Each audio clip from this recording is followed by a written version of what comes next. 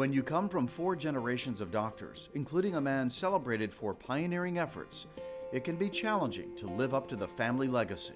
When I was a kid, I had a hip problem, and I was on bed rest for 6 months. And I used to go to this nice big orthopedist about every 2 weeks, and he just was so nice that as I got farther along and tried to choose a practice, his image sort of kept coming back to me. So that's kind of what pulled me that way. The work William Andrews and his team of close friends have done in helping impoverished children in South America over the last 30 years has created a powerful legacy that would make generations of family doctors quite proud.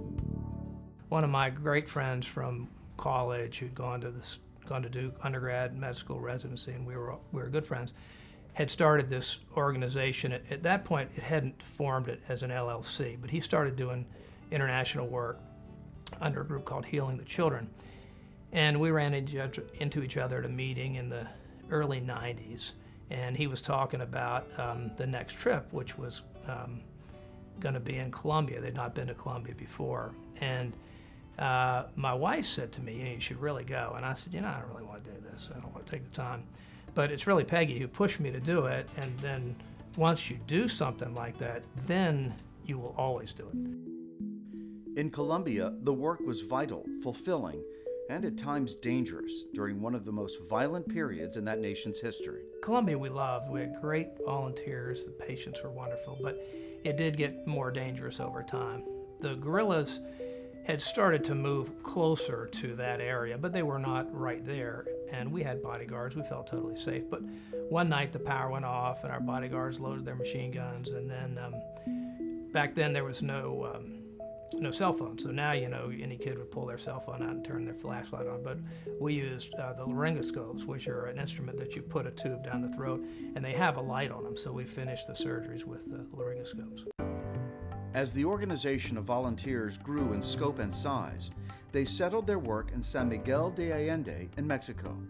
The children here have little access to quality care, especially the specialized orthopedic care they really need. The one that sticks out for me was a young boy named Wilmar Ortiz, and he was in Pereira in Colombia, and it was our first year we saw him.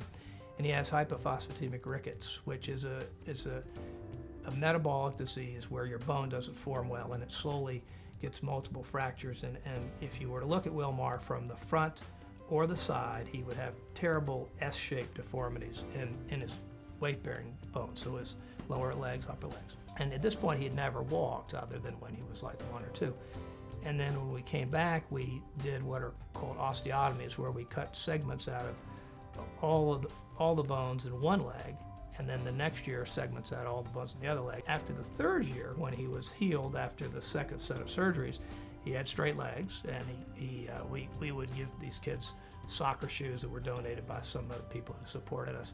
So he came back with his gym shorts on and his soccer cleats, and he'd been playing soccer. So he became, to a lot of us, kind of our little poster child, and a success, which always makes you feel good too. Dr. Andrews and the team called Kids First comprise about 30 clinicians, all from different parts of the United States. They descend on San Miguel de Allende 4 times a year.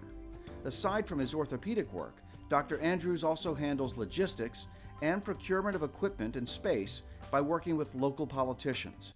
Once they arrive, this team hits the ground running.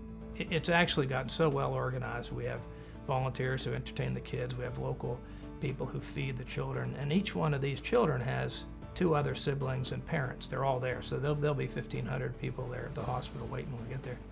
This kind of efficiency and teamwork has created generations of healthier kids with brighter futures. In fact, in more than 3 decades of visiting South America, William Andrews and the Kids First team have seen an estimated 7,000 children and performed approximately 3,500 operations. His reward for this selfless act?